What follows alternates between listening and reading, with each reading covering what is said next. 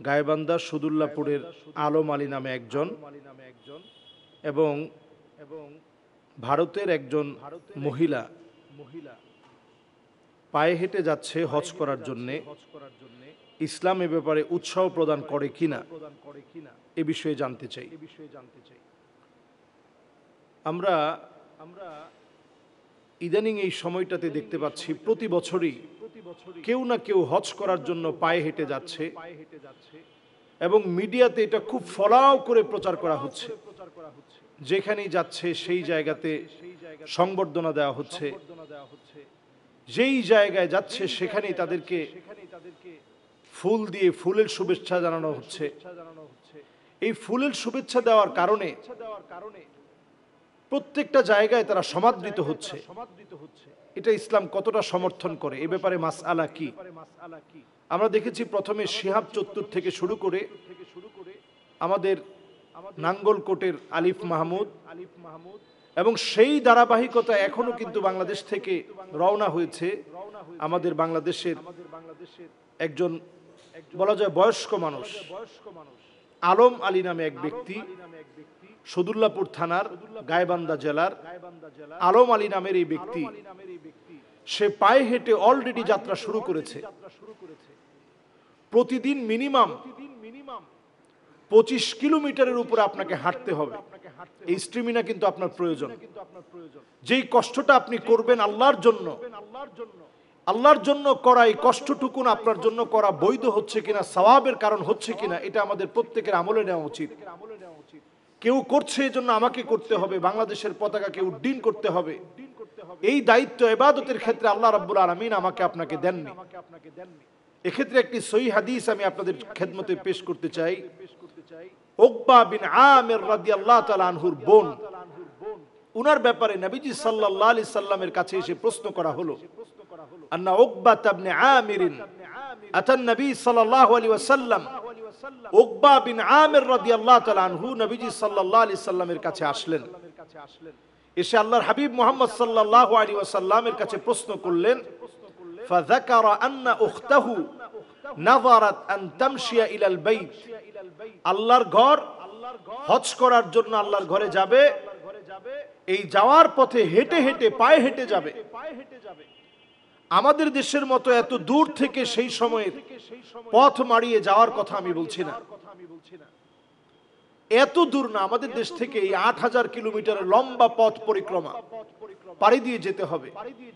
এত লম্বা পথের কথা সেই সময়ের কথা নয়, অল্প পথ আসবে। তারপরেও নবীজি সাল্লাল্লাহু আলাইহি সাল্লাম বললেন, মুর উখতাকা আন তারকাব।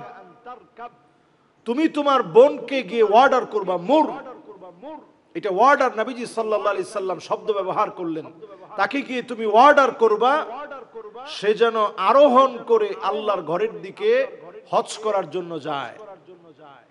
এরপর নবীজি সাল্লাল্লাহু আলাইহি ওয়াসাল্লাম বললেন, ওয়াল তুহদি বাদানা,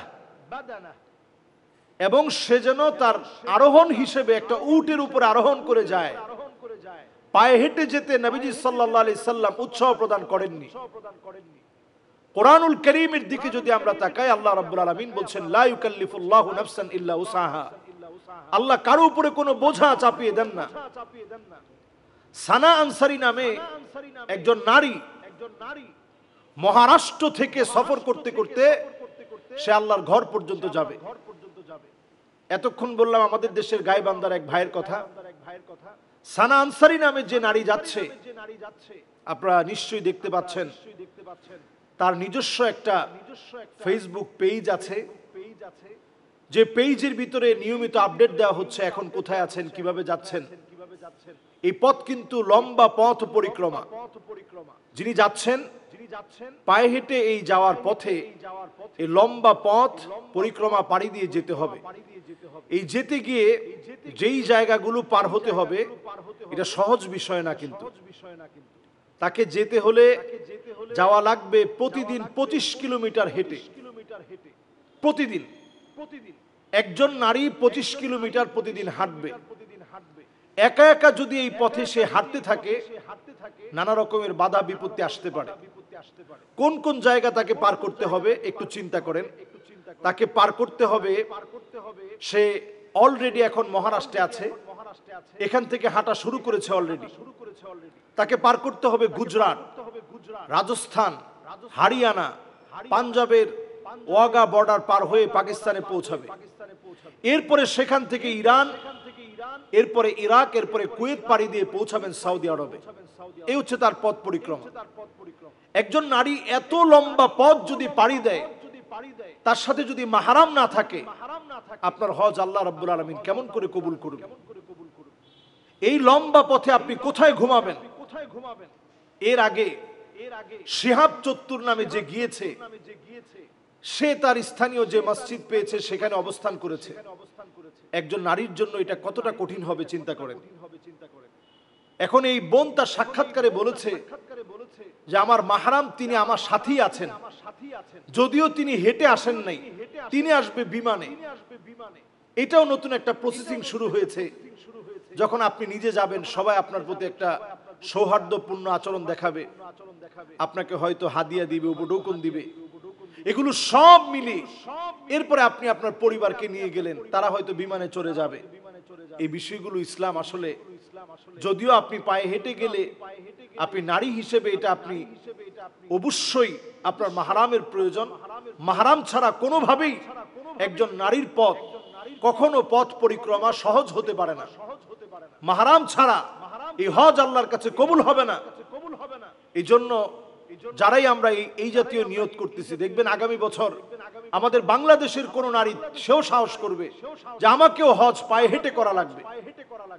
আগে আমরা যেমন দেখতাম বিভিন্ন জন ফেমাস হওয়ার জন্য, গিনিস ওয়ার্ল্ড বুকে নাম লেখানোর জন্য অনেক কিছু করছে, অনেক পাগলামি মানুষ করত, লম্বা নখ রাখা, লম্বা চুল রাখা, এমনকি মানুষের নিজের গোসল টোসল সব বাদ দিয়ে নানা রকমের একটা উদ্ভট জীবন যাপন করা, এগুলোর মধ্য দিয়ে মানুষ ফেমাস হওয়ার চেষ্টা করত।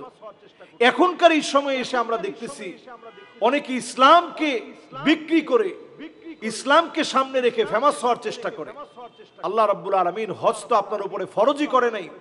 যদি আপনার সামর্থ্য না থাকে, সামর্থ্য যখন আসবে তখন আপনাকে হজ করতে হবে। সামর্থ্যের বাহিরে আল্লাহ রাব্বুল আলামিন কারো উপরে হজকে চাপিয়ে দেন না। কাজী সানা আনসারী সহ যতজনই পায়ে হেঁটে হজ করার জন্য চিন্তা ভাবনা করছেন, আপনাদের প্রত্যেকের ভাবা উচিত এই কাজটা আমার জন্য এই কষ্টটা সওয়াবের কারণ হবে কিনা। ওমর রাদিয়াল্লাহু তাআলা আনহু খ্রিস্টান একজন পাদ্রীর দিকে তাকায় তিনি কাঁদলেন জাহারে। এই লোকটার এত কষ্ট আল্লাহর কাছে কোনো মূল্য হিসাবে আল্লাহর কাছে গৃহীত হবে না। অনেক সময় আমরা এই কষ্টগুলো করি, এগুলো আল্লাহ রাব্বুল আলামিনের কাছে কোনো সম্মানের কারণ হবে না।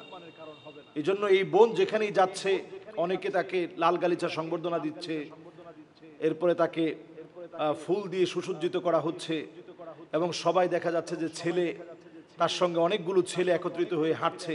এই সব বিষয়গুলো ইসলাম কিন্তু সমর্থন করে না। এজন্য আমাদেরকে প্রত্যেকটা কাজ করার আগে সতর্ক হয়ে ইসলামের সমর্থন সওয়াবের কারণ কিনা এই সব বিষয়গুলো আমাকে চিন্তা ভাবনা করে এরপরে কাজ করতে হবে। এবং দেখুন, এই মহিলা সাথে একটা ছাতা আর 10 কেজির একটা ব্যাগ নিয়েছে। এখানে তার কিছু কাপড় চোপড়, হিজাব, বোরকা এগুলো নিয়েছে, বিছনার চাদর, সামান্য কিছু খাবার নিয়েছে। তো এই যে হাঁটার পথে এগুলো কিন্তু যথেষ্ট হবে না। বিভিন্ন জনের বাড়িতে যাওয়া, এটাও যে কোনো সময় ফিতনা এর কারণ হতে পারে। আল্লাহ রাব্বুল আলামিনের কাছে আমরা ফরিয়াদ করি এই জাতীয় সকল ফিতনা থেকে আল্লাহ আমাদেরকে হেফাজত করুন।